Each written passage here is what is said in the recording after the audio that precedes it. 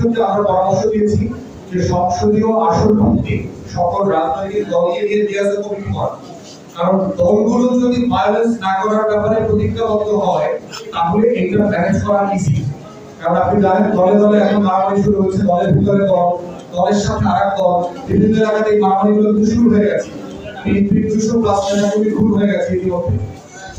তৃতীয় পরামর্শ দিয়েছি যে বিএনসিসি রোভার স্কাউটের মতো যে সকল ছেলে মেয়েদের বয়স 15 থেকে 17 ভোটার হয় নাই, এদেরকে নিয়ে আপনারা প্রত্যেক সেন্টার বেস ভলান্টিয়ার টিম করেন। আমরা গত আগস্টে দেখছি না আমাদের ছেলে মেয়েরা রাস্তায় পেট্রোল দিছে, মসজিদ মন্দির পাহারা দিছে, আপনার ট্রাফিক কন্ট্রোল করছে। এই ছেলে মেয়েদেরকে যদি আমরা ইলেকশনের কাজে লাগাতে পারি পারে। আর আমরা বলছি প্রত্যেকটা সেন্টারে রুমের ভিতরে ভোট করা। আমরা বলছি যেখানে খেলার মাঠ আছে ভোটটাকে বাইরে নিয়ে আসে খেলার মাঠে। মাঠ থাকলে যেটা হবে সবাই দেখতে পারবে যে আসলে কি হচ্ছে। গোপনে কিছু করা, সিল মারা, টাকানো এই জায়গাগুলো কমে যাবে। এবং এই পুরো সেন্টারটাকে আপনি সিসিটিভির অধীনে নিয়ে আসেন এবং প্রত্যেকটা সেন্টারকে আপনি ফেসবুক লাইভে লাইভ করে দিবেন, ইউটিউবে লাইভ হবে। আমি ধরেন সার্চ করতে চাই রংপুরের টিনে কি হচ্ছে, তো রংপুর টিনে আমার কাছে তালিকা আসবে যে ভাই আপনি টিনের কোন সেন্টারটা দেখতে চান। তো আমি বলে দিলাম যে এই পাবলিক হল মার্কেট সেন্টার দেখতে চাই। তো সেন্টারের প্রত্যেকটা নির্বাচন আমি দেখতে পাবো, ডানে বামে কে লাইনে দাঁড়াইছে, কি হচ্ছে না হচ্ছে, টোটালটা আপনি অনলাইনে নিয়ে আসেন। সোশ্যাল মিডিয়া ইউটিউবে দিয়ে দিলে যেটা হবে সম্পর্কের পাহারা দিবে। কারণ বিএনপি জামাতের পাহারা দিবে, জামাত বিএনপির পাহারা দিবে, সবাই সবাইকে ভালো রাখবে। মানে একজন আরেকজনের পুলিশের দায়িত্ব পালন করবে। তখন আপনার পুলিশ লাগবে না, আনসার লাগবে না, সব দলের বিপক্ষে পুলিশের দায়িত্ব পালন করবে এবং অনলাইনে এটা খবর রাখবে। তাহলে যেটা হবে নির্বাচনটা স্বচ্ছ হবে।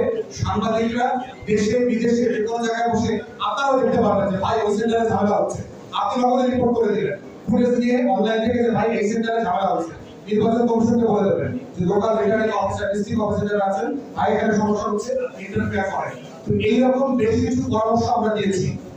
প্রয়োজনে প্রত্যেক সেন্টারে অ্যাক্রিডিটেশন দিয়ে সাংবাদিককে আহ্বান করা দরকার, শুধুমাত্র ওই দিনের জন্য যে ওই সেন্টারে নির্বাচন কমিশনের একজন সাংবাদিক থাকবে, আপনারা তো থাকবেন। তাহলে যেটা হবে এইগুলো করলে একটা স্বচ্ছতা জবাবদিহিতা তৈরি হবে। গণমাধ্যম, সামাজিক যোগাযোগ মাধ্যম আজকে আমাদেরকে স্বচ্ছ রাখার সবচেয়ে বড় অস্ত্র। এই যে দেখতেছেন না সব চাঁদাবাজরা এক্সপোজ হয়ে যাচ্ছে, কারণ চাঁদাবাজি করে কিন্তু রেহাই পাওয়া যাচ্ছে না। সব গোয়েন্দা সংস্থার কাছে না, পাবলিকের কাছে তালিকা আছে, এলাকায় এলাকায় তালিকা আছে। এবং আমি অলরেডি বিভিন্ন সংগঠনের কথা জানি, রাজনৈতিক দলের তালিকা করা হয়েছে আসন ভিত্তিক। ওই আসনে ওই এলাকাতে কোন দলের কে কি চাঁদাবাজি করে, কোনটা দখল করছে, এইটার তালিকা ডিসেম্বর থেকে আপনারা দেখতে পারবেন। অনেক দলের অনেক বড় বড় নেতা লাফাইতেছে না, ডিসেম্বরে চেহারা দেখাইতে পারবে না, লাফাইতে পারবে না। চাঁদাবাজদেরকে বলতেছি ভাই কোন দল চাইলেও আপনারা এমপি বানাইতে পারবে না, যত বড় দল। এমন জমা আসছে আপনার চরিত্র ঠিক না হইলে কোন দলের টিকিট নিয়ে আপনি এমপি হইতে